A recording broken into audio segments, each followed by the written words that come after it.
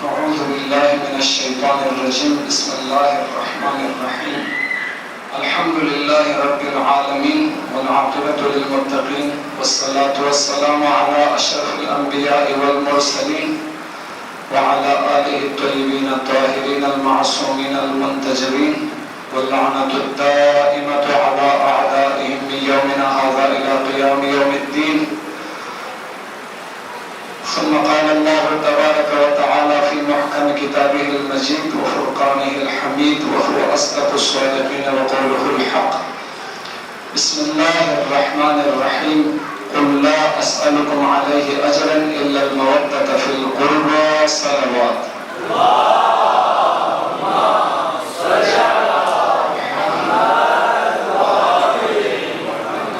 مجلس کی قبولیت و برکت کے لیے بار دیگر با آواز بلند تر صلوات.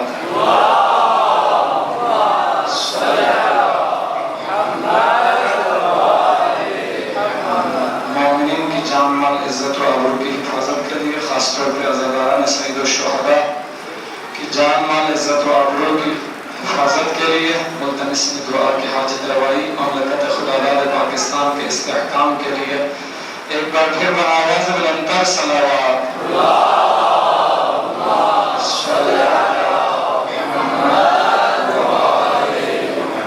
اس مسجد مبارکہ کے تعمیر و ترقی میں حصہ لینے والے مومنین و مومنات کے رزق و روزی میں توفیقات خیر میں اضافے کے لیے اگر زمین دے کے کوئی خدمت کرتے ہوئے دنیا سے چل بسے ہیں تو مرحومین کی مغفرت و بلندی درجات مجلس کا ثواب ایصال کرنے کے لیے بار دیگر با آواز بلند تر صلوات.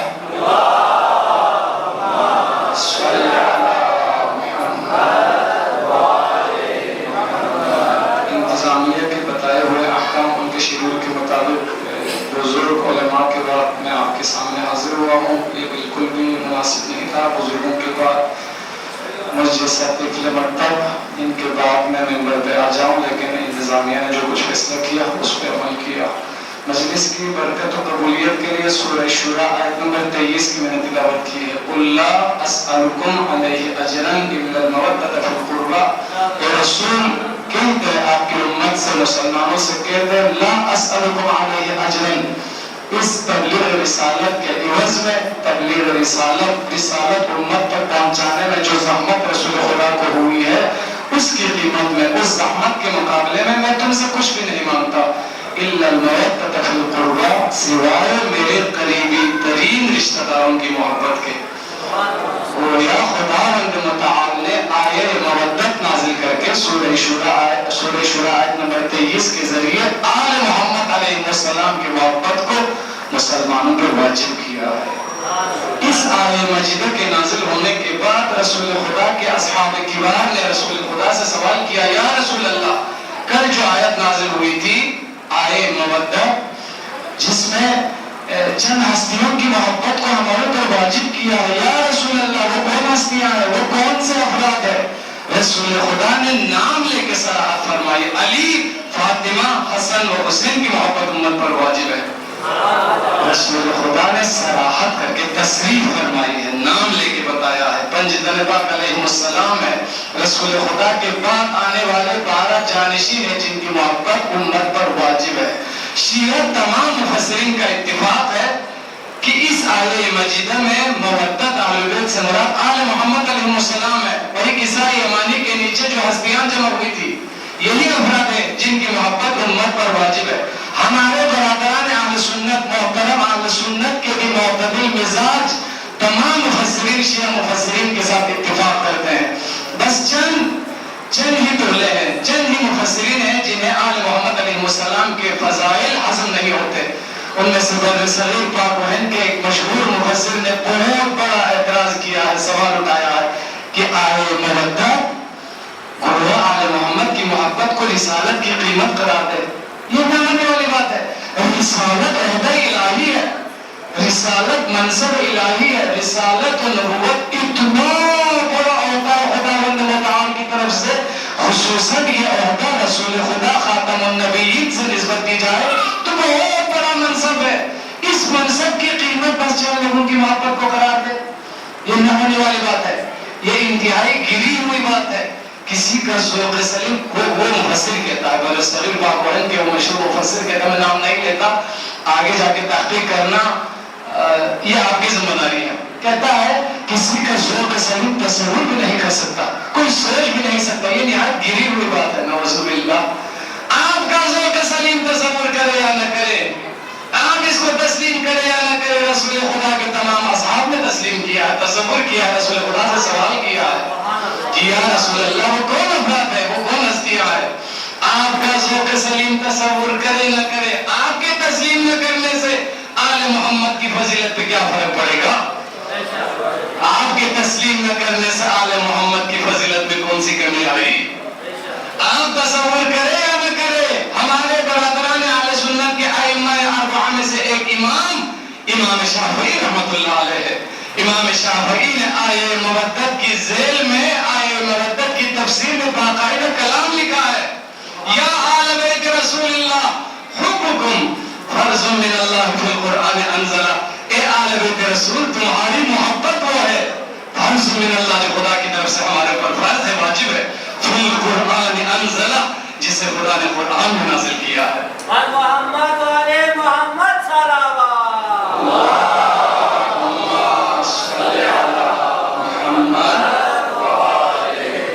یکفیکم من عظیم الفخر انکم من لم یصلی علیکم لا صلاۃ لہ. اے آل بیت رسول اللہ تمہاری عظمت کے لیے، رفعت شان کے لیے بس اتنا کافی ہے، من لم یصلی علیکم لا صلاۃ لہ، جو کوئی نماز میں آپ پہ درود نہ بھیجے اس کی کوئی نماز نہیں. آل محمد پہ درود نہ بھیجے، رکوع میں درود مستحب ہے، سنت ہے، نہ بھیجے کوئی مسئلہ نہیں ہے، سجدے میں مستحب ہے، لیکن تشہد میں جو اللہم صلی علی محمد وآل محمد واجب ہے، تشہد کا حصہ ہے، نماز کا حصہ ہے. اگر تشہد میں کوئی اللہم صلی علی محمد وآل محمد کو چھوڑ دے اس کی کوئی نماز نہیں، نماز باطل ہے. یہ ہمارے پنجاب کے مومنین میں، پنجاب کے برادران میں مجمع میں اچھل کود کرنے والے مجمع کو بس یہی بات سمجھ نہیں آئی کہ شہادت ثالثہ کا آغاز کیا، جبکہ خداوند متعال نے ایک لفظ کے ذریعے اللہم صلی علی محمد وآل کے ذریعے پورے چہارہ معصومین کی گواہی دی ہے. نماز میں پورے چہارہ معصومین شامل ہے، کیا ضرورت ہے صرف مولا من المؤمنین کا نام لے، پورے چہارہ معصومین کو شامل کیا خداوند متعال نے. ان کان رفضا حب آل محمد فلیشہد الثقلان انی رافضی. اگر آل محمد سے محبت کرنے کا نام رافضی ہے تو اے جن و انس گوار ہے میں بھی رافضی ہوں. یہ امام شافعی کا کلام ہے. تو بر صغیر باپ بہن کے وہ ناصبی عالم دین، وہ ناصبی مولانا برداشت نہیں کر سکے، کسی کا ذوق سلیم تصور بھی نہیں کر سکتا رسالت کی قیمت چند لوگوں کی محبت کو کرا دے. آپ مانے یا نہ مانے، اہل سنت کے بڑے مفسرین میں سے ایک مفسر علامہ زمخشری ہے. علامہ زمخشری کی تفسیر الکشاف، تفسیر الکشاف میں آئے مودت کی ذیل میں 10 روایات آل محمد کی محبت کے بارے میں نقل کی ہے. من مات علی حب آل محمد مات شہیدا، من مات علی حب آل محمد مات مغفورا، من مات علی حب آل محمد مات تائبا، من مات علی حب آل محمد مات مستکمل الایمان، من مات علی حب آل محمد جعل اللہ فی قبرہ بابا الی الجنہ. جو کوئی آل محمد کی محبت میں مرتا ہے، جو آل محمد کی محبت دل میں لے کے مرتا ہے، خداوند متعال اس کی قبر میں ایک دروازہ کھولے گا جو سیدھے جنت کی طرف کھلے گا. من مات علی حب آل محمد یزف الملائکۃ الی الجنۃ کما تزف العروس الی بیت زوجہا. جو کوئی آل محمد کی محبت میں مرتا ہے فرشتگان خدا اسے باعزت جنت کی طرف لے کے جائیں گے، جیسے بارات والے دلہن کو باعزت شوہر کے گھر پہنچاتے ہیں.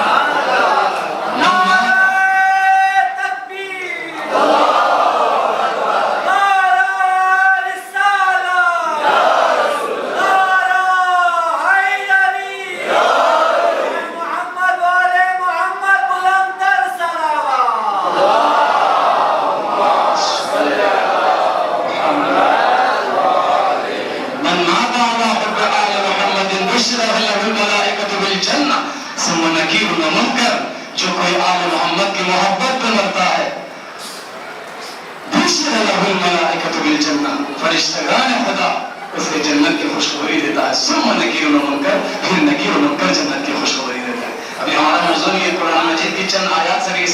ثابت کر سکتے ہیں؟ دیکھیں زمخشری شیعہ نہیں ہے، زمخشری رافضی نہیں ہے، زمخشری آپ کے مفسر ہے۔ علامہ زمخشری نے آئے مودت کی تفسیر لکھتے ہوئے رسول خدا سے 10 روایات کو نقل کی ہے آل محمد کی محبت کے بارے میں۔ من مات علی بغض آل محمد لم یشم رائحۃ الجنہ، خدا نہ خواستہ کوئی آل محمد کا بغض دل میں لے کے مرتا لم یشم رائحۃ الجنہ، وہ جنت کی خوشبو بھی نہیں سن سکے گا۔ رحمت الہی سے اتنا دور ہے کہ جنت کی خوشبو 1000 سال کی مسافت سے سن سکتا ہے، لیکن یہ بغض رکھنے والا آل محمد کے بغض میں مرنے والا رحمت الہی سے اتنا دور ہے کہ خوشبو بھی نہیں سن سکے گا۔ من مات علی بغض آل محمد جاء یوم القیامۃ مکتوبا بین عینیہ آئس من رحمت اللہ، کوئی آل محمد کی بغض میں مرتا ہے وہ قیامت کے دن آئے گا میدان محشر میں مکتوبا بین عینیہ، ان کی آنکھوں کے درمیان میں لکھا ہوگا، دو آنکھوں کے درمیان میں آئس من رحمت اللہ، یہ رحمت الہی سے مایوس انسان ہے۔ آل محمد کی محبت اجر رسالت ہے، آل محمد کی محبت رسالت کی قیمت ہے۔ آپ کا ذوق سلیم تصور نہ کرے، آپ تسلیم نہ کرے، آپ کے نزدیک گری ہوئی بات ہوگی، آپ تصور کرے یا نہ کرے، حضرت ابراہیم جیسے اولو العزم پیغمبر رسالت و نبوت امامت تین بڑے منصب پہ فائز ہونے کے بعد بارگاہ خدا میں دعا مانگتے ہیں۔ حضرت ابراہیم پیغمبر نے ربنا انی اسکنت من ذریتی بواد غیر ذی زرع عند بیتک المحرم، بار الہ میں اپنی ذریت کو، اپنی اولاد کو یعنی اسماعیل کو بنجر میں اس آبادی میں چھوڑ کے جا رہا ہوں جو زراعت کے قابل نہیں ہے، عند بیتک المحرم، تیرے محترم گھر کے پاس، خانہ کعبہ کے پاس، ربنا لیقیموا الصلاۃ، پروردگارا اس کے چھوڑ کے جا رہا ہوں تاکہ میری اولاد نماز قائم کرے۔ فاجعل، یہ حضرت ابراہیم کی دعا ہے، تین بڑے منصب پہ فائز ہونے کے بعد، فاجعل افئدۃ من الناس تہوی الیہم، پروردگار لوگوں میں سے کچھ کے دلوں کو میری اولاد کی طرف مائل کر دے، پروردگار میری ذریت کے لیے، میرے آل کے لیے لوگوں کے دلوں میں جگہ پیدا کر۔ سبحان اللہ، نعرہ حیدری،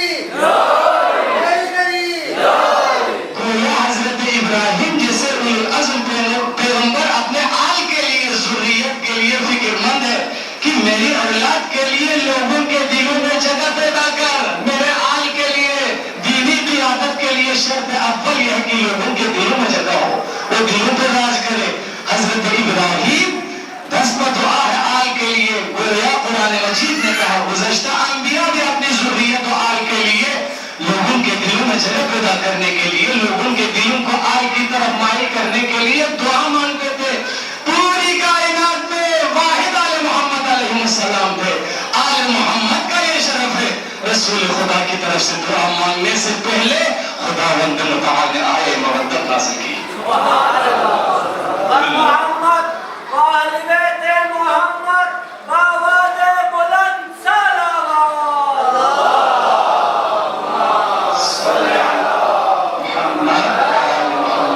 حضرت ابراہیم کی دعا کے عین مطابق سورہ ابراہیم آیت نمبر 37، دعا کے عین مطابق آج اولاد ابراہیم کی طرف جن کے دلوں کو خداوند متعال نے مائی کر دیا ہے وہ شیعیان ہے، حیدر کرار کے دل ہے، وہ آپ کے قلوب پاک ہے۔ آیات قرآن میں یا قرآن کے عین مطابق اولاد ابراہیم یعنی رسول خدا محمد و آل محمد اولاد ابراہیم ہے، انہی کے لیے رسول خدا حضرت ابراہیم نے دعا کی۔ خود رسول خدا نہیں فرماتے تھے انا دعوت ابی ابراہیم، میں میرے بابا ابراہیم کی دعا کا نتیجہ ہوں، میرے بابا ابراہیم کی دعا کی وجہ سے میں دنیا میں آیا ہوں۔ تو حضرت ابراہیم کی یہ دعا تھی میرے آل کے لیے لوگوں کے دلوں میں جگہ پیدا کر۔ آج آل ابراہیم یعنی محمد و آل محمد کی طرف کن کے دل زیادہ مائل ہے؟ شیعیان حیدر کرار کے۔ آج دوسرے 56 ممالک میں کسی کو پتا ہے محرم کیا ہے؟ کسی کی آنکھوں میں آنسو دیکھا ہے؟ کسی کو سوگ کے لباس میں دیکھا ہے؟ وہ تو نوان کاروان میں کھیل کود کے لیے گھومنے کے لیے گئے ہوئے ہیں، وہ تو گراؤنڈ میں کرکٹ کھیلنے میں مصروف ہے۔ یہ واحد قرآن کی آیت میں بھی یہی ہے، فَاجْعَلْ أَفْئِدَةً مِّنَ النَّاسِ، علماء تشریف فرما ہے لوگوں میں سے کچھ کے دلوں کو، سب کے نہیں، ایک گروہ کے دلوں کو مائل کر دے میری اولاد کی طرف. ہاں وہ ایک قریشی آیا نہ ادھر کر رہا ہے کہ خدا نے آپ کا انتخاب کیا ہے آل ابراہیم پہ رونے کے لیے, ذریت ابراہیم کی طرف آپ کے قلوب کو منتقل کیا ہے, مائل کر دیا ہے خداوند متعال نے. یہ معیار قرآن کے مطابق ہے. دسیوں بیسیوں سینکڑوں روایات نقل کر سکتا ہوں آل محمد کی محبت کے بارے میں. دوسری آیات قرآن, روایات معصومین رسول خدا کے اور ہزاروں فرمان ہے آل محمد کی محبت کے بارے میں. عظیم نعمت ہے, لیکن آل محمد کی محبت کو کیوں واجب کیا ہے؟ فلسفہ کیا ہے؟ محبت مقتضی اطاعت ہے. محبت اطاعت کا تقاضا کرتی ہے. محبت تب سچی ہوگی جہاں اطاعت ہو. اطاعت کے بغیر محبت کا دعویٰ کرے وہ جھوٹی محبت ہے, وہ محبت منہ پہ ماری جائے گی, وہ محبت کسی کام کی نہیں ہے. خداوند متعال نے ان کی محبت کو اس لیے واجب کیا ہے تاکہ چند لوگ, تاکہ مسلمان کم سے کم ان ہستیوں کی محبت میں قانون خدا پہ عمل کرا ہو, قانون خدا کا نفاذ ہو, کہ ان کی محبت میں کم سے کم اطاعت کی جائے. چند احکام پہ تو اطاعت کی جائے کہ کم سے کم ان کی محبت میں. میں نے بہت سارے جوانوں کو دیکھا ہے اگر امام زمان کی محبت میں وہ نماز شب پڑھتا ہے محرم میں, دیکھیں آل محمد کی محبت میں پڑھتا ہے. جب خطیب کہتا ہے کہ پورے 40 دن چلے امام حسین تک نماز حاضر کرے یا نماز تہجد پڑھے, جو بھی علماء بولتے ہیں, خطیب بولتے ہیں, تو پھر اگر امام زمان کی زیارت ہوگی. تو ہمارے چند جوانوں کو میں نے دیکھا ہے وہ محرم سفر کے مہینے میں نماز تہجد پابندی سے پڑھتے ہیں تاکہ آل امام زمان کی زیارت ہو. یہ فلسفہ ہے, واجب کرنے کا یہ فلسفہ ہے. محبت اطاعت کا تقاضا کرتی ہے. آپ کو اگر اپنی اولاد سے محبت ہے, بیوی سے محبت ہے, بیٹے سے, بیٹی سے محبت ہے تو وہ ڈیمانڈ کرے گی, وہ اولاد, وہ بیٹی ڈیمانڈ کرے گی, وہ بیوی ڈیمانڈ کرے گی. آپ کہہ دیں کو آپ تو میری جان ہو, آپ تو میری کائنات ہو, بس آپ کے سوا میرا کوئی نہیں, تو بیوی ڈیمانڈ کرے گی پھر مجھے شاپنگ پہ لے جائے صدر بازار میں. پھر آپ تیار نہیں ہوں گے تو وہ بھی تھپڑ مارے گی, جھوٹے کہیں گے, محبت کا دعویٰ کر کے مجھے ایک سوٹ سلانے کے لیے تیار نہیں ہے. بیٹے سے محبت کا دعویٰ کرے تو وہ گاڑی مانگے گا آپ سے, وہ بھائی مانگے گا. اگر محبت سچی ہے تو بیٹے کے لیے ورد فال خریدنے کے لیے, گاڑی خریدنے کے لیے آپ لاکھ جتن کریں گے. مزدوری کرتے ہوئے, رات پر جاگتے ہوئے آپ نہیں تھکیں گے. کیوں نہیں تھکیں گے؟ کیونکہ بیٹے سے محبت ہے, میں نے بیٹے کی ڈیمانڈ کو پورا کرنا ہے. بھائی یہی فلسفہ ہے. آل محمد سے محبت ہے تو آل محمد کی ڈیمانڈ کو پورا کرے. آل محمد سے محبت ہے تو وہ کام کرے جو آل محمد نے کیا ہے. آل محمد سے محبت ہے تو وہ کام آپ کے نزدیک پسندیدہ ہو جو آل محمد کے نزدیک پسندیدہ تھا. ان چیزوں سے آپ نفرت کریں جن چیزوں سے آل محمد نے نفرت کی ہے, تب محبت سچی ہے. آل محمد کے نزدیک پسندیدہ چیزیں کچھ اور, آپ کے نزدیک کچھ اور, پھر یہ کیسی محبت ہے بھائی؟ ایک اور روایت نقل کروں, لا تزال قدم عبد یوم القیامت, قیامت کے دن کسی کا قدم آگے نہیں بڑھے گا حتی یسأل اللہ عن اربع, جب تک کہ خداوند متعال 4 چیزوں کے بارے میں سوال نہ کرے. ان عمرہ فیما افناہ, عمر انسان کے بارے میں سوال ہوگا کہ اس کو کہاں فنا کیا. 60 سال کی عمر دی آپ کو, 40 سال کی عمر دی ہے, 70 سال کی عمر دی ہے, کیا لے کے آئے ہو 60 سال دنیا میں لے کے. عمر انسان کے بارے میں سوال ہوگا, ضرور سوال ہوگا. وعن شبابہ فیما ابلاہ, جوانی کے بارے میں سوال ہوگا کہ اس جوانی کو کہاں مبتلا رکھا. بھرپور جوانی سے کتنا فائدہ اٹھایا, جب ہاتھ پیر میں دم تھا کتنا لمبا سجدہ کیا, جب ہاتھ پیر میں دم تھا کتنی دفعہ نماز تہجد پڑھی ہے, کتنے واجبات ادا کیے, کتنے تلاوت قرآن کیے. ہاں جی, جوانی کے بارے میں سوال ہوگا. جوانی میں اطاعت کیے یا نہیں. جوانی بےہودے ہو, لوگوں کے ساتھ بےہودہ ہوئی کرتے رہے, امام باقاؤں کے باہر چرس پیتے رہے, کیا کرتے رہے. جوانی کے بارے میں ضرور سوال ہوگا. وعن مالہ فیما اکتسبہ فیما انفقہ, دولت دنیا کے بارے میں سوال ہوگا کہ کہاں سے کسب کیا اور کہاں پہ خرچ کیا. ٹارگیٹ تو یہ تھا کہ بینک بیلنس بڑھتا جائے, بس جہاں سے بھی ملے جمع کرتے گئے. سوال ہوگا کہ کیسے جمع کیا اس دولت کو. سوال ہوگا فیما انفقہ, کہاں پہ خرچ کیا, کس پہ خرچ کیا. دوستوں کے ساتھ بڑے مہنگے ریسٹورنٹ میں جا کے پیسے اڑایا,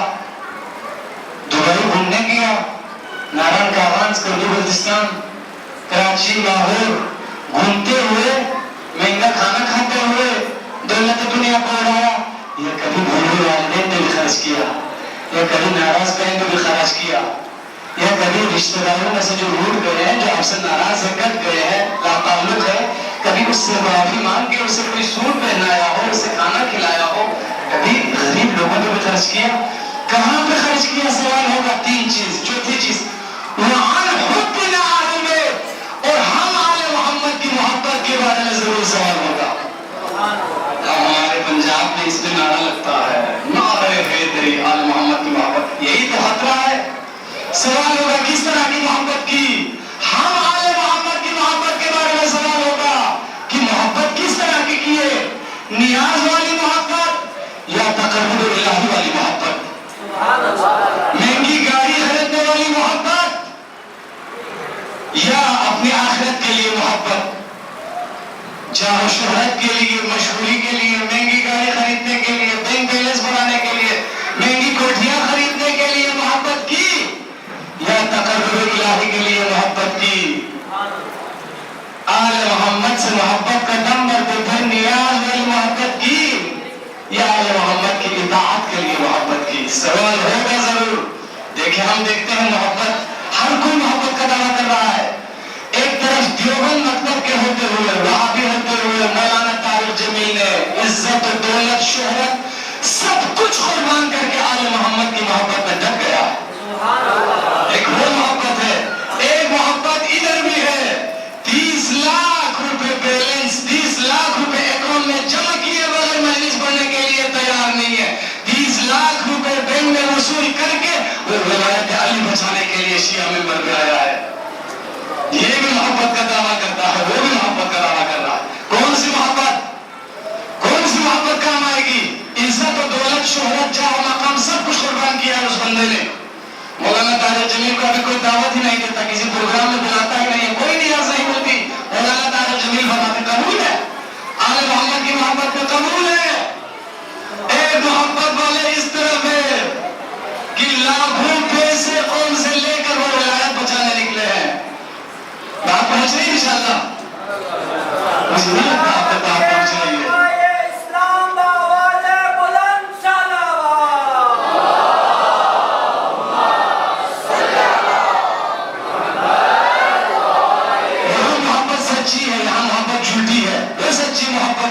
मोहब्बत उस तरह की चाहिए, क़यामत के दिन सवाल होगा तो वो वाली मोहब्बत। हाँ वहाँ विलायत नहीं है, यहाँ विलायत है लेकिन मोहब्बत झूठी है। वहाँ विलायत भी है, मोहब्बत सच्ची है, यहाँ विलायत है, इमामत का अकीदा है, लेकिन मोहब्बत 100% झूठी है। धोखा है कौम के साथ, कोई मोहब्बत नहीं है। मोहब्बत उस पैसे से है, उस 30 लाख से है, मोहब्बत डीजल गाड़ी से है, मोहब्बत लंदन में घूमने से है, मोहब्बत बड़े बड़े महंगे फ्लाइट में दुनिया जहां की सैर करने से मोहब्बत है। झूठी मोहब्बत है भाई। मत जाए ऐसे लोगों के पीछे, मत देखे दुनिया कहां जा रही है। मजमा ज्यादा है, सारे लोग गलत करेंगे, गलत कर सकते हैं, सारे लोग गलत हो सकते हैं। 100,000 का मजमा था और इधर मौलवी को सुनने के लिए 10 बंदे हैं। हाँ इमाम हुसैन के जमाने में भी ऐसा था, सारी दुनिया उस तरफ थे, इमाम हुसैन के साथ सिर्फ 72 थे। पहुंच रही है? बाती के साथ हजरत आदम से लेके खातम तक आज तक बाती के साथ ज्यादा लोग हैं, हक के साथ कम ही लोग होता है। हक को मोहन हक बहुत कड़वा होता, हक किसी से भी हजम नहीं होता। हमारे 12 आइम्मा की जिंदगी मुश्किलात में गुजर गई हक बोलने की वजह से। 56 इस्लामी ममालिक के सरबराहान की तरह खुफिया राबिते करते आइम्मा जिंदगी सहूलत के साथ गुजार सकते थे, नहीं हमारे आइम्मा ने हक बोला है, हक की जिंदगी गुजारी है तो सख्तियों में जिंदगी गुजरी है। जवानों गौर फरमाना, आपने नहीं जाना ऐसे लोगों के पीछे। सारी दुनिया क्या करते हैं मत देखे, सारी दुनिया गलत हो सकती है। सारे लोग गलत करते थे इमाम हुसैन के जमाने में, जंगी अफराद थे जिन्होंने इमाम हुसैन का इंतखाब किया। नहीं हम सब लोगों के साथ ही जाएंगे, हम उनके साथ जा रहे हैं। आपका जमाना भी ऐसा ही है, धोखा देते हैं, धोखा देते हैं। बहुत सारा कल्चर गलत है, आजादारी में खुराफात है, इसमें कोई शक नहीं है। ڈرتے ہیں علماء. ذاکر تو قابل بحث نہیں ہے. پاکستان کے ذاکرین میں 10% نیک ذاکر رہ گئے, باقی 90% کوئی کفر کرتا ہے, کوئی شرک کرتا ہے, وہ تو قابل بحث نہیں ہے. خود امامے والے مصلحت کا شکار ہے. امامے والے دیکھتے ہیں کہ میرے سامنے بھی کس بات کو پسند کرتے ہیں. امامے والے مصلحت کا شکار ہوئے. یہ آخری زمانہ ہے. امامے والے حق نہیں بولتے, امامے والے حق بولتے ہوئے ڈرتے ہیں. جی ماتمی سنگت, ہاں ماتمی, امام حسین کا ماتمی تو عزاداری میں پیش ہونا چاہیے. انہیں مجلسوں میں سب سے آگے انہیں ہونا چاہیے. امام حسین سے اپنے آپ کو نسبت دیتے ہیں کہ جماعت کے اگلی سب میں سارے ماتمی نظر آئے. یہ کون سی ماتمی ہے بھائی جہاں گیری و بکا اور باز و نصیحت امام حسین کا مقصد فلسفہ قربانی کا فلسفہ بیان ہو رہا ہے. وہ گھر لگا رہے ہیں, حضور قسم کے گھر لگا رہے, پی رہے ہیں, وہ مستیاں کر رہے ہیں. گیری و بکا ختم ہو کے, مجلس ختم ہو کے, وہ تماتا ہے حسین کرتے ہوئے. دیکھ کے خوشبو شروع ہوتی ہوئے داخل ہوتا ہے امام بارگاہ میں. بخدا قسم 90% صرف دیکھ کے لبادہ کرتے ہیں. کاروبار بنایا ہے, روح آزاداری کو ختم کیا ہے. ختم ہو گئی پنجاب میں آزاداری. پیسے کے لیے ماتم کر رہے ہیں, صرف پیسے کے لیے. واللہ باقاعدہ ٹھیکہ لیتا ہے کہ آدھا گھنٹہ ماتمداری ہوگی 1 لاکھ روپے, 20 منٹ تو 60,000 روپے. کوئی روحانیت نہیں ہے. حتیٰ کتنے ایسے مجموعہ جہاں پکڑا ہے گیریت کرنے والے لوگوں کو عالم ممبر نے پیسہ پہلے دیا ہوا ہے 5,000 کہ آپ نے اٹھانا میرے مسائل کو. کوئی حقیقت نہیں ہے. بچائیں اپنی اولاد کو. بھائی ماتمداری عزاداری کا حصہ ہے. ماتمداری ہو ہر امام بارگاہ میں ہو, ہر مجلس کے بعد ہو. کہ آپ بزرگان کیوں باہر نکل جاتے ہیں نواخانی شروع ہو تو آپ کی ذمہ داری آپ رکیں. آپ کا باہر جانا غلط ہے. مسائل کے دوران باہر رک کے باہر سے مسائل کے بعد اندر آنا ان جوانوں کی غلطی ہے. دونوں طرف ہے غلط. ہر امام بارگاہ میں ماتمداری ہو لیکن سنگت کے نام پر نہیں. آپ نے پورا ٹولہ بنایا, گروپ بنایا کہ آپ کی ذمہ داری آپ باہر گھومتے رہیں, جب ہم باہر نکلیں گے تب آپ نے اندر آنا. غلط طریقہ ہے, غلط روش ہے. کہ جہاں بھی آزاداری ہو ماتمداری ہو سنگت کے نام پہ نہ ہو. سنگت جو بھی جوائن کرتا ہے وہ علماء کے خلاف بکنے لگتا ہے, بننے لگتا ہے. پتہ نہیں کیا نصیحت دی جاتی ہے, وہ کون سا مرکز ہے, ان کو سمجھایا جاتا ہے. اتنی نفرت کہ قریب آنے کے لیے تیار نہیں ہے. گستاخیاں کر دیتے ہیں عبداللہ خان نائی کے بارے میں. کل ایک جوان نے پنشر کی مسجد میں نماز پڑھ کے باہر نکل رہا تھا, میرے ادھر ہاتھ رکھ کے روک کے کہتا تم امامے والوں نے کیا کیا ہے اعلان کے لیے؟ بندے خدا نے کرنا کیا تھا؟ کوئی ادارے بنائے, کوئی چندہ جمع کرے, ہم چندہ دینے کے لیے تیار ہیں. اور ایران چندہ میں نہیں چاہیے تمہارے جیسے جذباتی. تم وہ قوم ہو کہ عبداللہ خان نائی ایران کو گالی دیتے ہیں. اب گالی نہ تو یہی بڑا احسان ہے, بس چپ ہو گئے. کیا ایسا نہیں تھا گزشتہ 8-10 سالوں میں ہم یہی دیکھتے آئے ہیں؟ کوئی دوسری قوم گالی نہیں ہوتی تھی. ہمارے اپنے ممبروں سے آیت اللہ خان نائی کے سامنے گستاخیاں کرتے تھے. ابھی جوش میں آیا. اس طرح کے جوش نہیں چاہیے. جذباتی قربانی قبول نہیں ہے, جذبات کو قربان کرنا ہے. محمد آواز بلند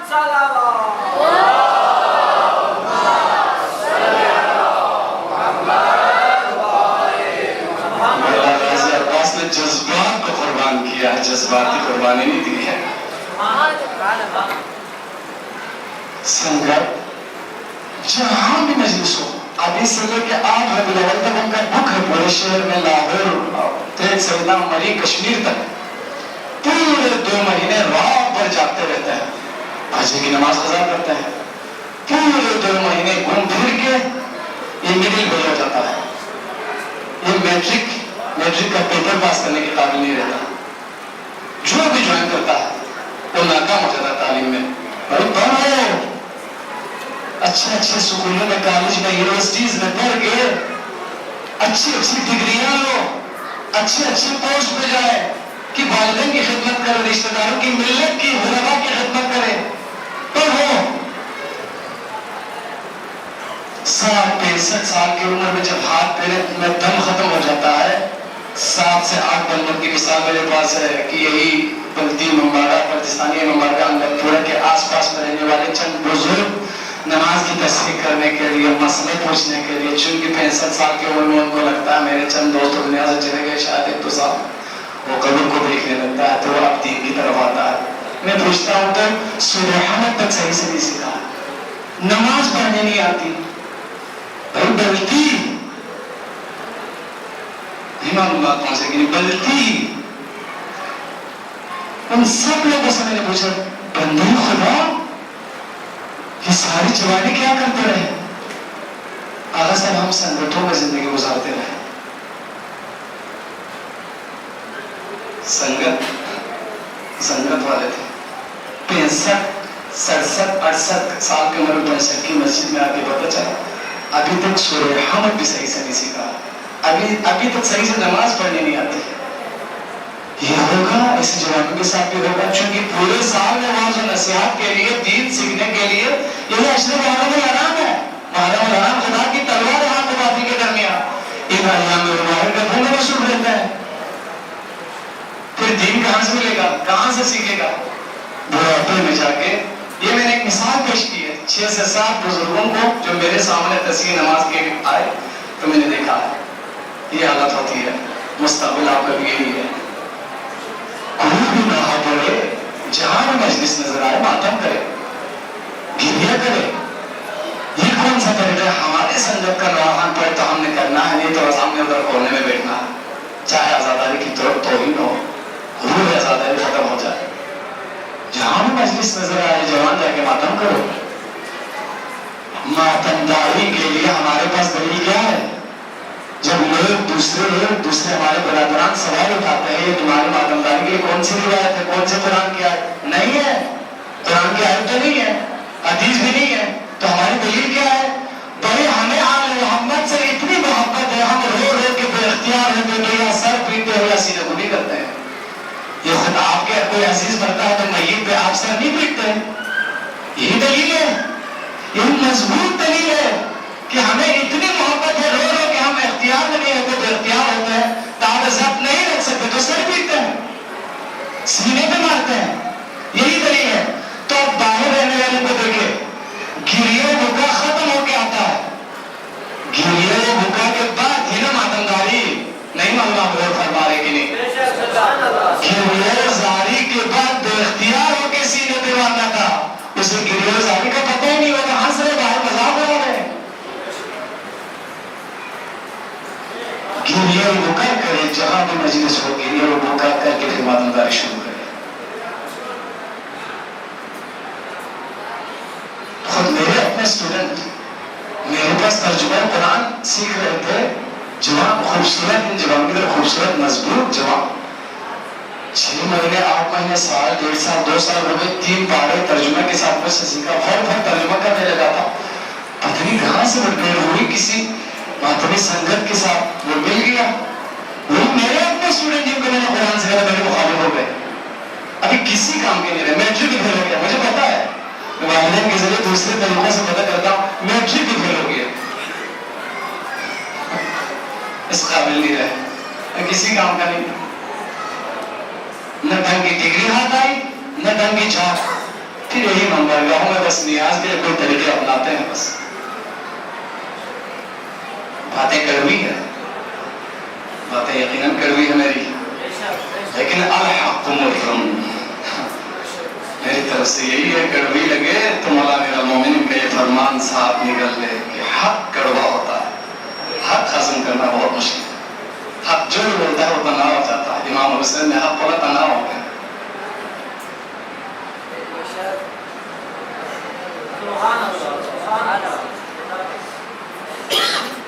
حضرت امام حسین کو روکنے کے لیے کتنے لوگ آئے، کتنوں نے مشورہ دیا، وہ سب یہی چاہتے تھے کہ حضرت امام حسین کی جان بچ جائے، وہ امامت کی ذمہ داریوں سے بے خبر تھے، وہ سب یہی چاہتے تھے کہ حضرت امام حسین کو بنی امیہ سے بچایا جائے۔ آخر امام حسین پنج طرفہ کے آخری یادگار ہے، گزشتگان کے آخری نشانی ہے کہ ان کو بچایا جائے، تو مشورے دینے والے محمد حنفیہ تھے، حضرت عمر اطرف تھے، حضرت عبداللہ ابن عباس تھے، عبداللہ ابن جعفر تھے. اپنے جاننے والوں نے مشورہ دیا کہ عراقی ہاتھ شکن ہے، ہمارے بابا کے ساتھ کیا کیا، والد حسن مجتبیٰ کے ساتھ کیا کیا، ان پہ کسی طرح بھی اعتماد نہیں کیا جا سکتا.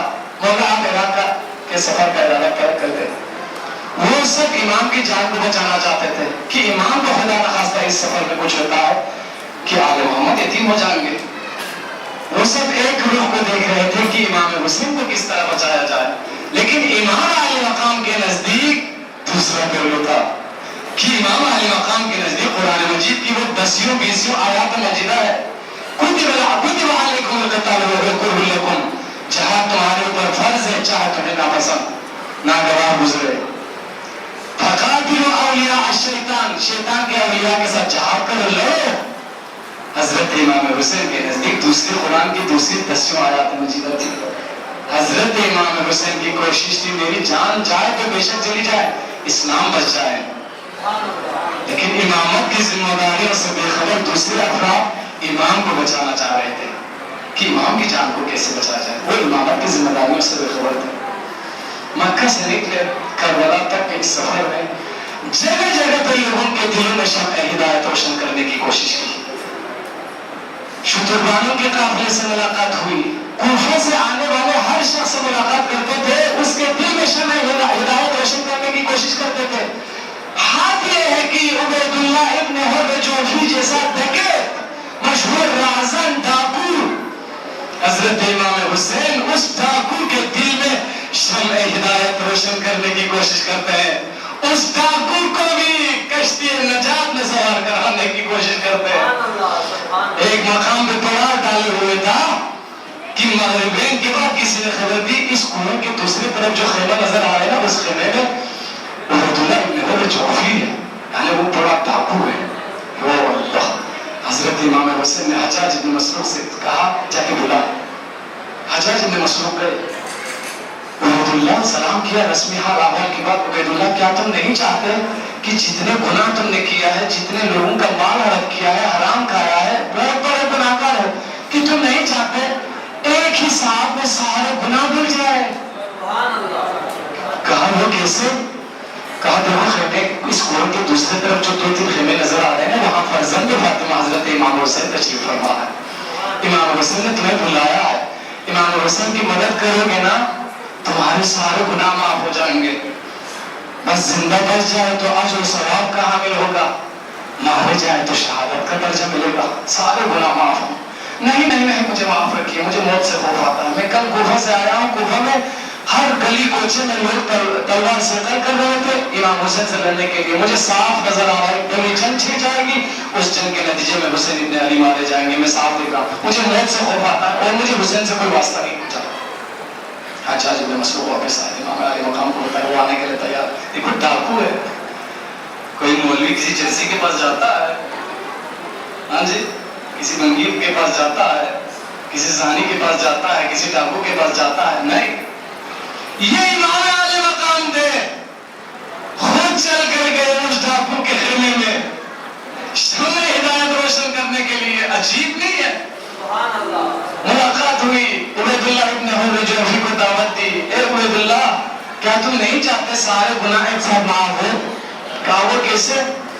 کہا تیرے نبی رسول خدا کی بیٹی کا بیٹا حسین ابن علی کی مدد کرو گے تو تمہیں اجر و ثواب ملے گا، سارے گناہ خدا معاف کرے گا. مولا مجھے یقین ہے جو بھی آپ کی نصرت کرے گا، جو آپ کی مدد کرے گا وہ نہایت سعادت مند انسان ہوگا، لیکن مجھے موت سے بہت خوف آتا ہے، میں موت سے ڈرتا ہوں، آپ مجھے معاف رکھیے، میں نہیں جا سکتا. امام علی مقام سے عقیدت و محبت تھی، اسی لیے کہا یہ میرا انتہائی مہنگا گھوڑا ملحقہ میں آپ کو وقف کرتا ہوں، یہ ملحقہ لے کے جانا. یہ کسی کا پیچھا کرتا ہے تو نہیں چھوڑتا پکڑے بغیر، کوئی اس کا پیچھا کرتا ہے تو وہ نہیں پکڑ سکتا. دیکھو آج کل ڈاکوؤں کے پاس کتنی مہنگی گاڑی ہے جو تیز بھاگ سکتی، اس زمانے میں بھی یہی معیار تھا، ڈاکوؤں کے پاس مہنگا گھوڑا ہوتا تھا جو تیز بھاگ سکے. وہ وقف کرنے کے لیے تیار ہے. حضرت امام حسین کی کوشش تھی کہ ڈوبتے کو بچائے. حضرت امام حسین 1,24,000 انبیاء کے وارث ہے. انبیاء کا مشن و مقصد یہ تھا کہ انسانوں کو نجات دے. 1 1,24,000 انبیاء انسانوں کو نجات دینے کے لیے آئے، تو 1,24,000 انبیاء کے وارث حسین ابن علی ڈوبتے کو بچانا چاہ رہے تھے، نجات دینا چاہ رہے تھے۔ جب وہ فقیر امام علی مقام نے فرمایا جب تم ہمارے ساتھ آنے کے لیے تیار نہیں ہے تو یہ تیرا گھوڑا تمہیں مبارک ہو، نہ تم چاہیے نہ تمہارا گھوڑا چاہیے، جا۔ پھر زندگی بھر یہ شخص روتا رہا۔ ترما بن ادے کوفہ کے شیعہ رؤسا میں سے ہے۔ ترما بن ادے کوفہ سے حضرت امام حسین سے ملاقات کے لیے آئے۔ جب خبر سنی مکہ سے امام علی مقام عراق کی طرف آ رہے ہیں تو امام سے ملاقات کے لیے نافع بن ہلال یا ہلال بن نافع دو اور اشخاص کو لے کے عراق کی طرف آئے، کوفہ کی طرف آئے، کوفہ سے نکل کے امام حسین کی طرف آئے۔ منزل عزیب الحجانات نامے اس مقام سے حضرت امام حسین سے ملاقات ہوتی ہے۔ حضرت امام حسین سے رسمی گفتگو حال احوال کے بعد یہ شخص یہ تیمہ بن ادے حضرت امام حسین کے ساتھ کم اصحاب کو دیکھتے ہوئے امام کی مدد و نصرت کے لیے تدبیر بیان کرتے ہیں۔ مولا ادھر دیکھو دائیں طرف جو پہاڑ نظر آ رہا ہے یہ قبیلہ بنیتے کا علاقہ ہے۔ اس پہاڑ کے پیچھے حبا یا احبا نامی جگہ ہے جہاں ہمارا قبیلہ بنیتے رہتا ہے۔ میری آپ سے درخواست ہے کہ آپ میرے ساتھ قبیلہ بنیتے کی طرف چلیں، چونکہ کوفہ سے اتنا بڑا لشکر آ رہا ہے۔ سارے کوفہ کی میں بات نہیں کرتا، میں کوفہ کی سرحد سے نکل رہا تھا تو ایک جگہ پہ اتنی تعداد میں لوگ کھڑے تھے کہ آپ کے اس لشکر کو، آپ کے اصحاب کو شکست دینے کے لیے وہی ایک لشکر کافی ہے۔ تو میرا مشورہ یا تو آپ واپس مکہ جائیے، ورنہ عراق کی طرف کوفہ کی طرف جانا ہی ہے تو میرا مشورہ یہ ہے پہلے میرے ساتھ قبیلہ بنیتے کی طرف چلتے ہیں۔ 6 یا 7 دن آپ قیام کرے تو ہمارے قبیلہ بنیتے کے 20,000 جنگجو آپ کی مدد کے لیے تیار ہوں گے، طاقتور وفادار جوان، میں لکھ کے دیتا ہوں 20,000 جنگجو آپ کے لیے دیں گے۔ امام علی مقام نے انکار کیا، مجھے نہیں چاہیے۔ عجیب نہیں ہے، ایک طرف وہ ڈاکو کے خیمے میں جا کے مدد کا مطالبہ کر رہا، دوسری طرف 20,000 جنگجو رد کر رہا، مجھے نہیں چاہیے۔ یہی وہ عجیب معاملہ ہے، یہی امام حسین کی شہادت کا مقصد ہے کہ امام علی مقام بڑے جنگجوؤں کو لے جا کے کسی کو مارنا نہیں چاہتے تھے، امام علی مقام کی ذمہ داری کی ڈوبتے کو بچائے۔ امام علی مقام کی ذمہ داری تھی ان حسین مصباح الہدی و سفینۃ النجات، سفینہ نجات اور شمع ہدایت، ہر ایک کے دل میں شمع ہدایت روشن کرنے کی کوشش کرتے ہیں۔ عمر سعد کے ساتھ مظاہرے کی رات کی 3 یا 4 محرم کو درمیان میں خیمہ نصب کر کے عمر سعد کو دعوت دی کہ ان ظالموں کو چھوڑ دے۔ کیا تمہیں معلوم نہیں ہے؟ کیا تم یہ تو جانتے ہیں میں کس کا فرزند ہوں؟ ماں لکا ویحک، عمر سعد تمہیں ہو کیا گیا؟ تمہیں کیا ہوا؟ کیوں میرے خطر کے در پہ ہو؟ چھوڑ دو ان باغیوں کو، چھوڑ دو، دین اسلام کی مدد کرو، میری مدد کرو۔ کہا کوفہ میں میرا گھر بار ہے، میں اس کو ختم کر دے گا، میں تجھے گھر بنا کے دیتا ہوں۔ کہا باغات ہے، جائیداد ہے، وہ ختم ہوں گے۔ مولا نے کہا میں حجاز مدینہ میں تیرے باغ سے بڑھ کے کھجوروں کا باغ خرید کے تجھے دوں گا، میری ذمہ داری، میں وعدہ کرتا ہوں۔ پھر کہا میرے احباب ہے، دوست ہے، رشتہ دار ہے بنی امیہ، ان کو قتل کر دیں گے۔ یہ حضرت امام حسین کو یقین ہوا کہ یہ بندہ ہدایت کے قابل نہیں ہے۔ شمع ہدایت روشن کرنے کی کوشش کی لیکن معلوم ہوا ہدایت کے قابل یہ بہانے پہ بہانے کر رہا۔ حضرت امام علی مقام مذاکرات ختم کر کے اٹھے، مالک ذبحک اللہ علی فراشک، خدا تمہیں بستر پہ موت دے۔ یہ حضرت امام حسین کی بددعا تھی۔ اس بددعا کے عین مطابق بستر فلم بنایا یہ شخص، گرچہ ایرانی فلموں میں کچھ اور دکھایا ہے، وہ تاریخ طبری کے مطابق ہے، لیکن حقیقت یہ ہے کہ جب مختار ثقفی کے زمانے میں 64 ہجری میں ابو عمرہ کیسان نامی فوجی کمانڈر کو حکم دیا تو وہ تیزی کے ساتھ عمر صاحب کے گھر میں گیا تو وہ سو رہا تھا لحاف پھوڑ کے۔ کیسان نے ابو عمرہ کو سرحانے پہ دیکھ کے وہ ڈر گیا، تیزی سے اٹھا تو وہ لحاف پیروں میں آ گیا اور وہ گر گیا، تو اسی وقت 2 ٹکڑے کر دیا کیسان نے، وہ بستر پہ موت ہو۔ حضرت امام حسین کی دعا کے ان مطابق جوانوں، اس عشر محرم سے زہیر ابن قین کی طرح، حضرت غر ابن یزید ریاحی کی طرح اپنے اندر انقلاب پیدا کرنے کی کوشش کرو کہ عشر محرم کے بعد آپ وہ نہیں رہے کہ جو محرم سے پہلے تھے، کہ آپ میں ضرور انقلاب آنا چاہیے۔ کتنا بڑا انقلاب تھا، یزیدی فوج کا کمانڈر راستہ روکنے کے لیے آیا ہوا اور عاشور کے دن امام حسین کے اصحاب میں شامل ہو گئے۔ کتنا بڑا انقلاب تھا۔ زہیر ابن قین زندگی بھر مولا امیر المومنین کے دشمنوں کے صف میں رہے، حتیٰ جنگ صفین میں مولا علی کے سامنے آ کے تلوار بلند کر کے جنگ کی۔ عاشور کے دن سر فہرست آئے، راستے میں ملاقات ہوئی تھی، منزل شراب سے پہلے والی منزل پہ بنی مقاتل میں ملاقات ہوئی تھی۔ اتنا بڑا مقام ملا، قصر بنی مقاتل سے لے کے کربلا تک کے صحبت سے زہیر ابن قین نے وہ مقام مرتبہ حاصل کیا۔ عاشور کے دن جب گھوڑے سے گرے، حضرت امام حسین سرحانے پہنچے تو کہا، زہیر تم میرے لیے مومن آل فرعون حضرت حزقیل کی مانند ہو۔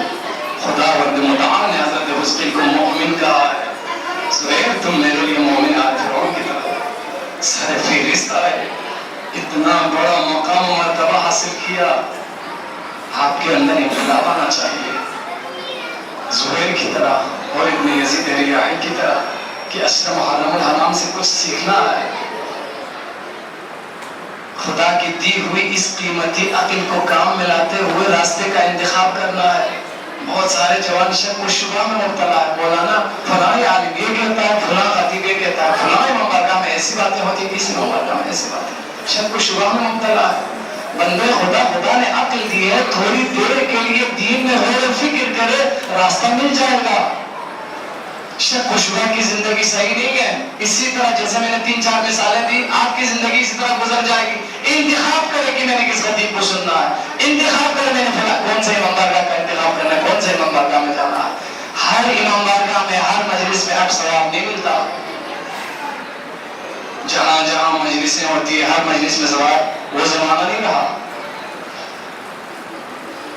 علماء سے نفرتیں اتنی پیدا کی برطانیہ کے مجتہدین نے کہ علماء کو دیکھنا بھی پسند نہیں کرتے، رپورٹ دیا کہ گزشتہ 25 سالوں میں MI6 نے جتنا دیا ہے اور مجمع اچھالنے والے خطبہ نے بہترین کام کیا ہے، کامیاب ہوا ہے۔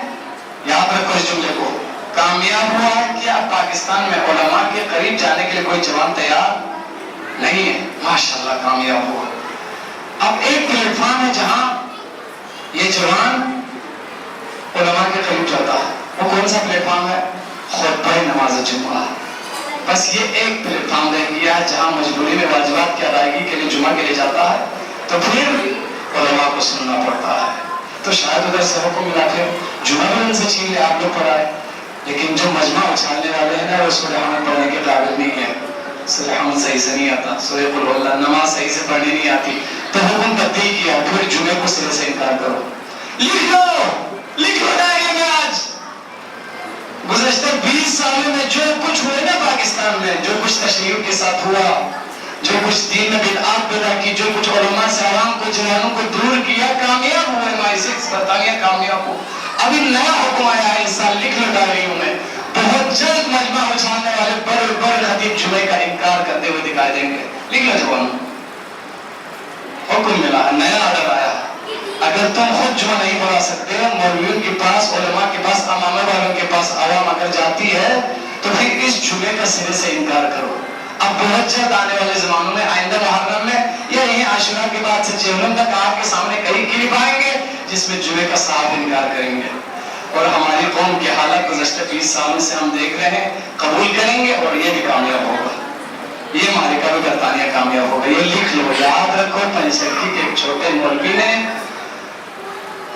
کہا تھا چکری کے ایک مجلس میں، صاف صاف انکار کرتے دکھائی دیں گے، آئیں گے آپ کے سامنے بڑے بڑے روایات یا کوئی دلائل دیتے ہوئے، مجمع اچھالتے ہوئے، ہاں جی گرجدار آواز میں اچھل کود کرتے ہوئے جمعے کا صاف انکار کریں گے کہ جب امام زمان آنے تک ہم جمعہ نہیں پڑھیں گے۔ یہ بھی کامیاب ہوگا اس صورے میں، یقیناً کامیاب ہوگا اور جمعہ ختم ہوگا، جمعے کا اجتماع کم ہوگا۔ یہ لکھ لیں،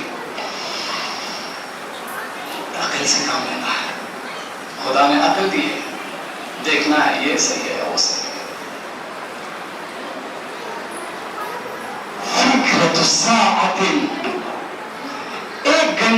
سوچ دین کے لیے، فقہ کے لیے، دین کے لیے تھوڑی دیر کی سوچ 70 سال کی عبادت سے افضل ہے۔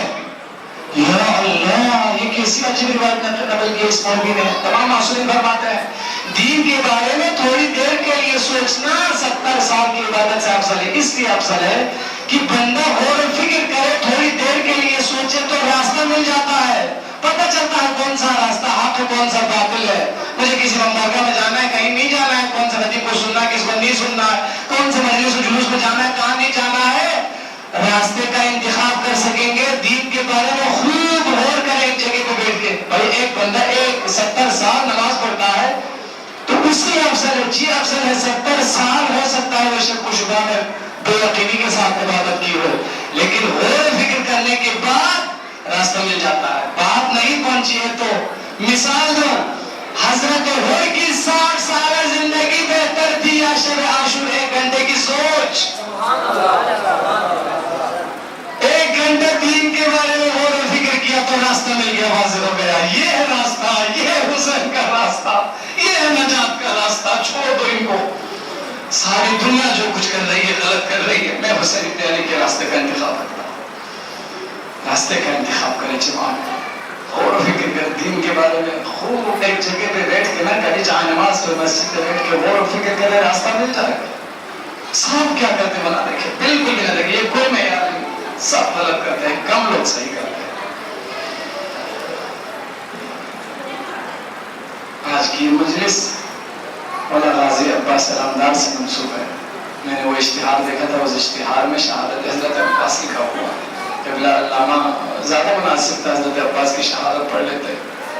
حضرت غازی عباس علمدار کا مقام و مرتبہ صادق آل محمد سے پوچھے، کان عمنا عباس نافذ البصیرہ، ہمارے چچا عباس سب بصیرت ہے، سنبھل ایمان، پختہ ایمان کے مالک تھے۔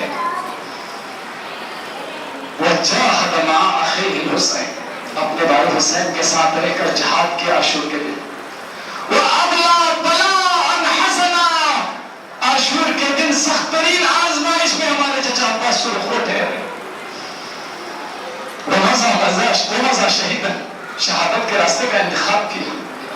واقعہ کربلا کے بعد رسول اللہ کا جو روزہ ہے جہاں پہ یہاں پہ مولا زین العابدین کو رہنے نہیں دیا، مدینہ سے دور باغ سلمان فارسی کے قریب ایک گھر ہے، آج بھی آپ میں سے کسی کوئی گئے ہیں تو دیکھا ہوگا، وہاں امام زین العابدین ٹھہرتے تھے، کبھی جنت البقیع کی طرف، کبھی رسول خدا کے روزے کی طرف، مسجد نبوی کی طرف۔ مدینہ کی کسی گلی سے عبید اللہ ابن عباس کو گزرتے دیکھا، حضرت عباس کا فرزند عبید اللہ کو گزرتے دیکھا، گریہ بلند ہوا۔ عبید اللہ کو دیکھتے ہی مولا سجاد نے رونا شروع کیا، خدا رحمت کرے ہمارے چچا عباس پر کہ ہمارے جد رسول خدا کے لیے زندگی میں سخت ترین دن احد کا دن تھا، جس دن حمزہ سید الشہداء اسد اللہ اسد رسول شہید ہوئے۔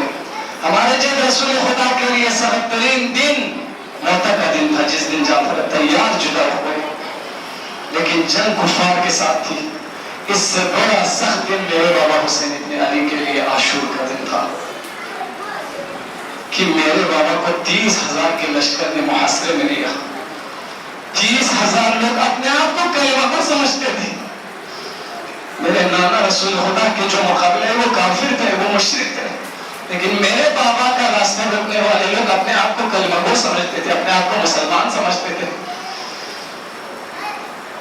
حتیٰ میرے بابا کو قرب الہی، تقرب الہی کے لیے شہید کر دیا ان ظالموں نے۔ خدا رحمت کرے میرے چچا عباس پر، اس آزمائش کے دن میرے چچا عباس نے اپنی جان میرے بابا پر قربان کیا۔ ہمارے چچا عباس کے دونوں بازو قلم ہوئے تو خدا بند متعال نے ان 2 بازوؤں کے بدلے میں ہمارے چچا عباس کو 2 پر عنایت کی ہے۔ جنت میں فرشتگان خدا کے ساتھ ان 2 پروں کے ذریعے پرواز کرتے رہتے ہیں۔ وَكَانَ عِنْدَ اللَّهِ تَعَالَى مَنْزِلَةٌ، اور ہمارے چچا عباس کے لیے خدا بند متعال کے نزدیک ایک ایسی منزلت ہے، ایک ایسا مقام و مرتبہ ہے، يَغْبِطُ بِهِ جَمِيعُ الشُّهَدَاءِ يَوْمَ الْقِيَامَةِ، ہمارے چچا عباس کے مقام و مرتبے پہ تمام شہداء رش کریں گے۔ حضرت عباس ہمارے چچا عباس کے مقام مرتبے کے حصول کے لیے سارے شہداء آرزومند ہوں گے. معلوم ہے اس جملے میں کون سا راز مخفی ہے؟ حضرت یحییٰ جیسے برگزیدہ پیغمبر شہید ہے، نبی ہے، جمیع الشہداء میں حضرت یحییٰ شامل ہے. رش کریں گے حضرت عباس کے مقام پہ. ہاں جمیع الشہداء میں سید الشہداء حضرت حمزہ ہے، رش کریں گے. جمیع الشہداء میں حضرت جعفر تیار ہے، رش کریں گے. بدر کے شہداء رش کریں گے. حضرت عباس کا مقام مرتبہ آج 9 محرم الانام کی تاریخ کو عصر کے بعد حضرت امام حسین زمین میں تلوار ٹیک کے، گاڑ کے، تلوار کے ساتھ ٹیک لگا کے، گھٹنے پہ پیشانی رکھ کے غمگین حالت میں بیٹھے. بیٹھے بیٹھے آنکھ لگ گئی. ادھر فوج اشقیاء خیام حسینی کی طرف بڑھنے لگا. خیام حسینی کی طرف بڑھنے لگا تو حضرت زینب سلام اللہ علیہ ڈر گئی. زینب کبریٰ خیمے سے نکلی تو بھائی حسین کو دیکھا، آنکھ لگ گئی ہے سامنے، خیمے کے سامنے، گھٹنے پہ ٹیک لگائے بیٹھے. بھائی کو جگایا، بھائی حسین دیکھیے کیوں ہماری طرف بڑھ رہا. حضرت امام حسین نے حضرت عباس کو بلایا. ارکب بنفسی، یہ عجیب جملہ ہے.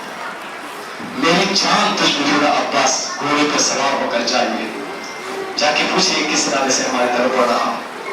معلوم ہے یہ بنفسی میں حضرت عباس کا مقام مرتبہ سارا چھپا ہوا ہے. یہ وہ عظمت ہے، یہ وہ شان ہے. نہیں معلوم حضرت عباس علمدار کا مقام مرتبہ خداوند متعال کے نزدیک کتنا بلند ہوگا. اللہ اکبر. علت کائنات حجت خدا ہے حضرت امام حسین. 4 معصومین میں ہے کہ حجت خدا ہے، علت کائنات ہے. رسول خدا نے اپنی بیٹی خاتون جنت کے شان میں کہا ہے کہ فاطمہ وہ جن پہ ان کا باپ قربان ہو جائے. رسول خدا نے اپنی جان کو فدا کیا خاتون جنت پہ. امام رضا کی امامت پہ شک کرنے لگے، امام رضا کے لیے لا ولد کہا. تو امام جواد کی پیدائش کے بعد امام رضا کو اتنی محبت تھی کہ فدا ابو کہ امام رضا نے اپنی جان کو فدا کیا امام جواد پہ کہ میری جان قربان. بات سمجھ آتی ہے. خاتون جنت بھی 4 معصومین میں سے ہے. علت کائنات ہے، کائنات جن کے طفیل میں بنی. حضرت امام جواد بھی علت کائنات میں سے ہے. حضرت عباس علمدار 4 معصومین میں سے نہ ہونے کے باوجود یہی تو حضرت عباس علمدار کا وہ مقام و مرتبہ ہے کہ حضرت امام حسین قربان ہو. اسلام بڑا ہے یا امام حسین بڑا ہے؟ اسلام بڑا ہے کہ امام حسین قربان ہو اسلام پہ. اسلام کے برابر حضرت عباس ہے کہ بنفسی میری جان تجھ کو میرا عباس گھوڑے پر سوار ہو کر جائیے. اگر آپ کا بس چلے تو ان سے مذاکرات کر کے 1 رات کی مہلت مانگیے. 1 رات کی مہلت میری شب عاشور کو صبح عاشور سے ظہر عاشور تک. یہ کے بعد دیگر امام علی مقام کے تمام اصحاب و انصار شہید ہوئے. بنی ہاشم کی باری آئی. حضرت عباس صبح سے لے کے ظہر تک بار بار میدان کی طرف جانے کے لیے امام حسین کے پاس آتے تھے. مولا مجھے بھی مرنے کی اجازت دے. جواب یہی ہوتا تھا عباس آپ میرے پرچمدار ہو، آپ میری فوج کے علمدار ہو. خدا نخواستہ آپ کو میدان جنگ میں کچھ ہوتا ہے تو یہ اسلام کی ہزیمت و شکست شمار ہوگی اور دشمنوں کا حوصلہ بلند ہوگا. عباس آپ نہیں چاہ سکتے. رکتے رہے آقا کے حکم پہ. حتیٰ بنی ہاشم کے بھی چیدہ افراد شہید ہو. ایک دفعہ پھر سامنے کھڑے ہوئے تو کہا عباس آپ میری فوج کے علمدار ہو. علامہ مجلسی نے بہار الانوار میں لکھا ہے غازی عباس نے کربلا کے چاروں طرف دیکھا، ایسے دیکھا آقا میری فوج کہاں ہے؟ میں کس لشکر کا علمدار ہوں، کس فوج کا علمدار ہوں، کہاں ہے میرا لشکر، کہاں ہے؟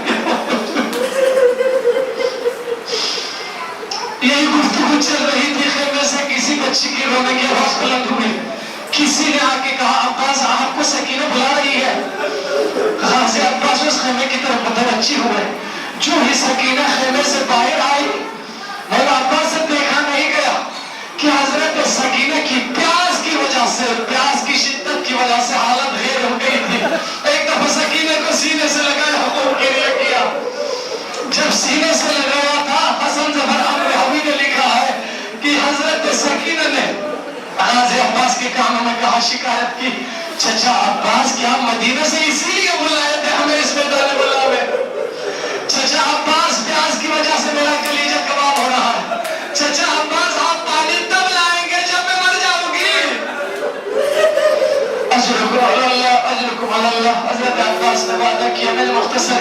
مشق سکینہ لے کے حضرت عباس روانہ ہوئے فرات کی طرف. دریائے فرات پہ 4000 کا پہرا بٹھایا تھا.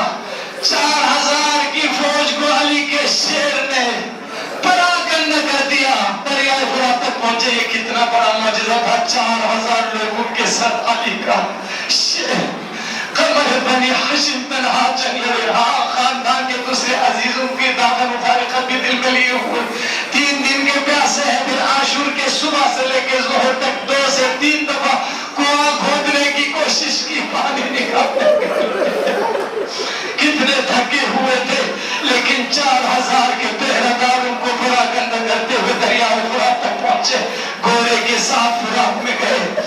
مشق سکینہ بھر لی. پانی سے بھر لیا. چلو میں پانی بھر کے دہان مبارک کے قریب لے گئے. یہ حضرت عباس کی وفا کی مثال ہے. آقا کی پیاس کو یاد کرتے ہوئے پانی گرا دیتے. عباس تیرا دین اس بات کی اجازت نہیں دیتا تیرا آقا پیاسا رہے اور پانی سے تو سیراب ہو. عباس اپنے آپ سے خطاب کرتا ہے. عباس کیا حسین کے بعد تو زندہ رہنا چاہتا ہے؟ عباس تو ہے وہ زندگی پر کہ حسین کے بعد تو زندہ رہے.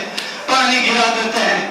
دریائے فرات سے باہر نکلے تو دیکھا چاروں طرف 4000 فوج تلوار بلند کیے ہوئے, نیزے بلند کیے ہوئے.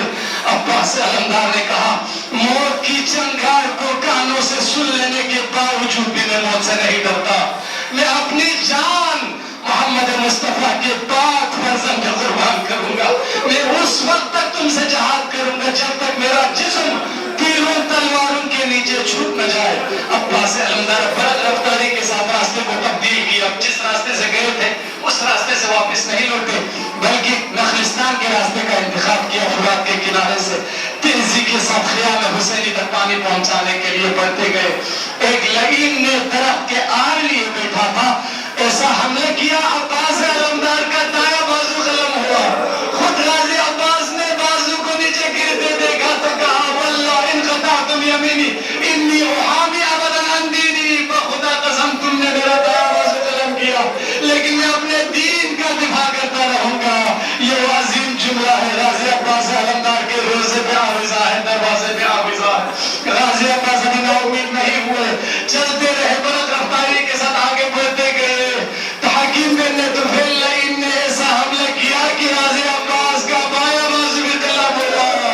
حضرت سکینہ کا مشق دہان مبارک کے لیے تیزی سے بڑھتے رہے تو فوج اشقیاء میں شور بلند ہوا. مبادا کہیں خدا نخواستہ پانی کا ایک قطرہ خیام حسینی میں پہنچتا ہے ہم جیتی ہوئی جنگ ہار جائے گی. پانی نہیں جانا چاہیے. تیروں کی برسات کرو. بس تیروں کی برسات ہوئی.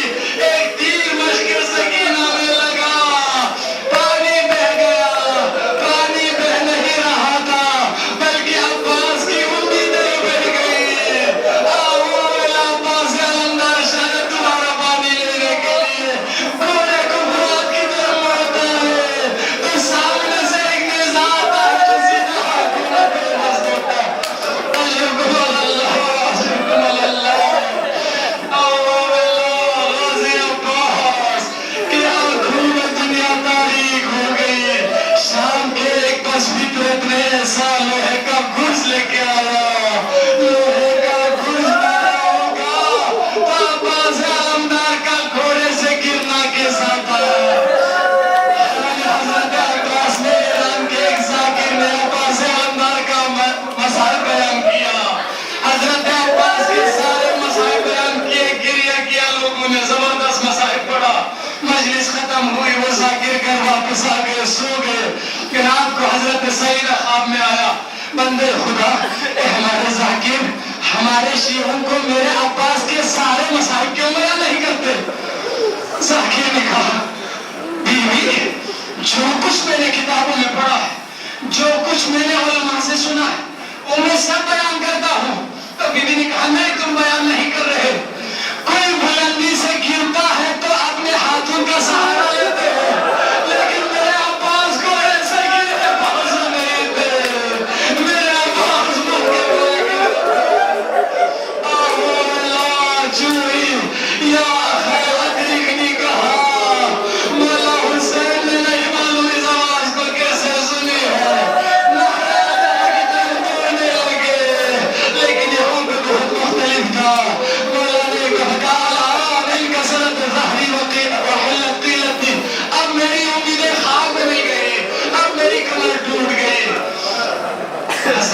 امام حسین آپ نے سنا ہے نا، آپ نے سنا ہے نا، روز عاشور صبح سے لے کے ظہر تک 70 دفعہ مقتل کی طرف دوڑے، ہر شہید آواز استغاثہ بلند کرتا تھا، حضرت امام حسین سرحانے جاتے تھے، دوڑتے تھے، لیکن اس دفعہ معاملہ عجیب تھا، جب بھی امام حسین شہید کے سرحانے مقتل کی طرف دوڑتے تھے، خیام حسینی کا پہرا مولا عباس دیتے تھے، لیکن اس دفعہ نہر القمر سے آواز بلند ہوئی تو خیام کا پہرے دینے والا کوئی نہیں تھا، تبھی نہر القمر کی طرف جاتے ہوئے بار بار پیچھے مڑ کے خیمے کو دیکھتا تھا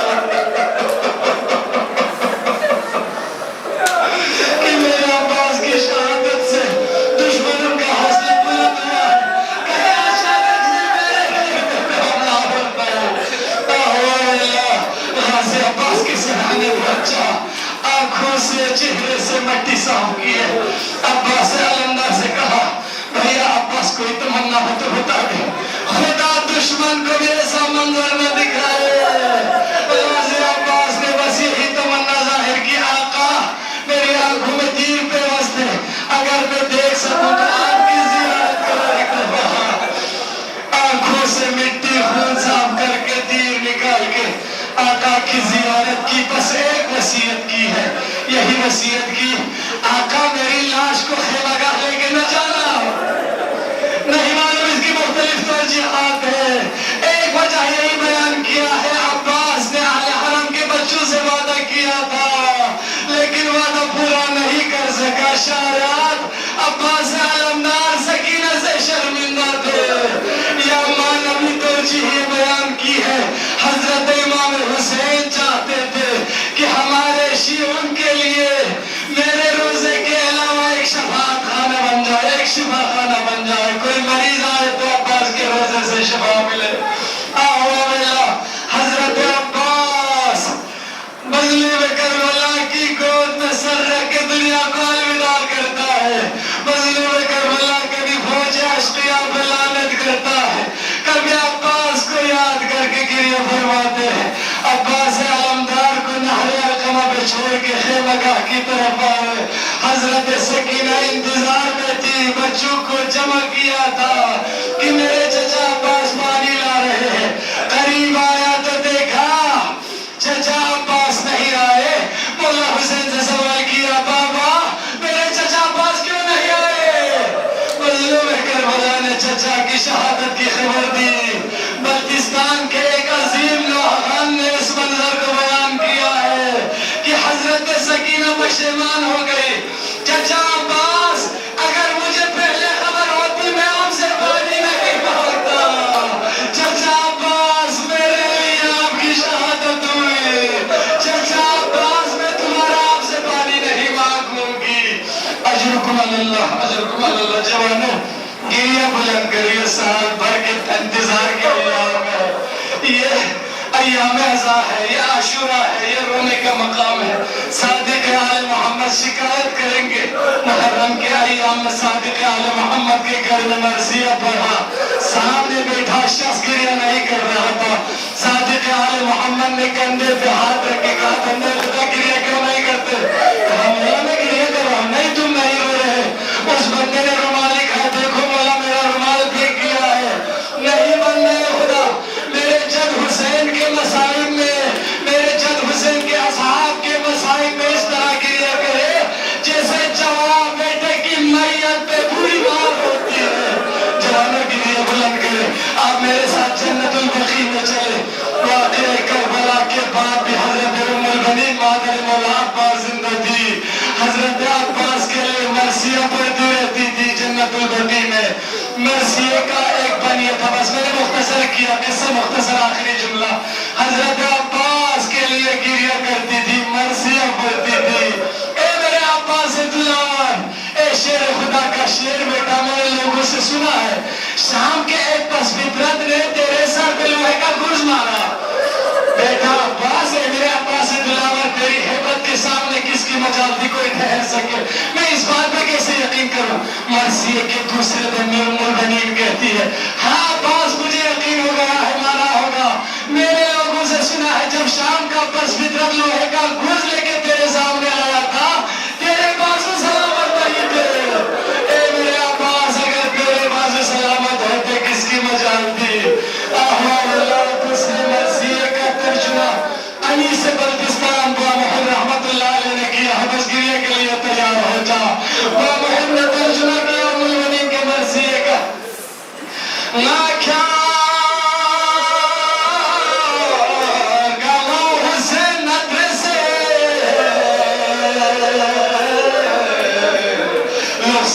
مرے کھوپان ڈالے بکیا نفس سے گالتے ہولے ہو میں نے توجہ بیان کی تھی حضرت عباس کے جسم کو کیوں نہ القمہ کو چھوڑا شاید واقعہ کربلا کی بات مولا سجاد نے تفصیل بیان کی ہوگی کہ میرے عباس کی لاش کو کیوں خیمگاہ نہیں لائے باقی سب کی لاش کو لائے میرے عباس کی لاش کو وہاں پہ کیوں چھوڑا تو مولا سجاد نے بیان کیا ہوگا کہ آپ کے بیٹا